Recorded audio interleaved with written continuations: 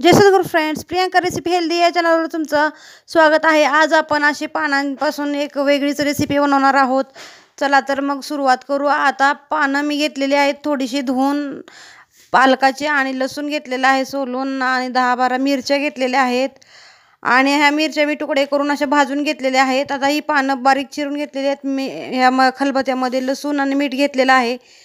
हे बघा, मी बारीक अशी पालकाची पानं चिरून घेतलीत। आता ह्यामध्ये भाजलेल्या मिरच्या आपण या खलबत्त्यामध्ये टाकून घेणार आहोत, आणि लसूण मीठ हे सगळं बारीक करणार आहोत, ठेचा तयार करणार आहोत। यामध्ये आता आपल्याला धनेपूड टाकायचे आहे, आणि यामध्ये परत आपल्याला थोडंसं जिरं घ्यायचं आहे मोठं, आणि ह्याला असं बारीक असं रगडून घ्यायचं आहे हातावरती, असं चोळून आणि टाकायचं आहे। यामध्ये आपल्याला थोडासा ओवा टाकायचा आहे, आणि यामध्ये आपल्याला चवीपुरतं मीठ आणि थोडीशी कस्तुरी मेथी टाकायची आहे। आता यामध्ये आपण बारीक कांडून घेतलेला ही ठेचा मिक्स करून घ्यायचा आहे पूर्ण ह्याच्यात, म्हणजे असं टाकून घ्यायचं आहे।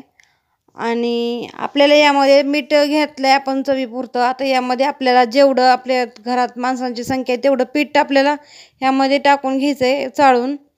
मी गव्हाचं पीठ घेतलेलं आहे यामध्ये।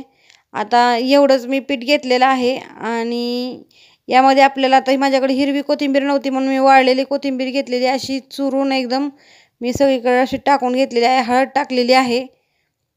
आता यामध्ये आपल्याला पाणी मिक्स करून याचं पीठ छान व्यवस्थित तिंबून घ्यायचं। यात तिखट मीठ तोंड भरून टाका, आणि म्हणजेच चवीपुरतं टाका। ही पूर्ण आपल्याला पीठ मळून घ्यायचं आहे असं, आणि याचा गोळा तयार करायचा आहे। आपण जसं गव्हाच्या पिठाला आपण पीठ तिंबतो तशा पद्धतीने ह्याला आपल्याला तिंबून घ्यायचं आहे, हे बघू शकता। आणि तुम्हाला जर रेसिपी आवडली तर लाईक करायला विसरू नका। हे बघा, मी अशा पद्धतीने याचा गोळा तिंबून घेतला आहे असा, आणि ह्याच्या आपल्याला आता छोटे छोटे पुरे लाटून घ्यायच्यात। पिठी घेतली आहे मी, पिठी, आणि तेल गरम केलेलं आहे, गरम करायला ठेवलं होतं। आता ही पेटी घेऊन आपण थोडीशी ही लाटी लाटायला घेणार आहोत, ही गोळा पिठाचा, आणि छोटे छोटे पुरे लाटून घेणार आहोत। हे बघा, मी अशा पुऱ्या छोट्या छोट्या एकदम छोट्या अशा पुरे लाटून घेणार आहोत। अशा पद्धतीने मी लाटली आहे, आणि तेल गरम झाले अशा लाटून घेतलेल्या पुऱ्या।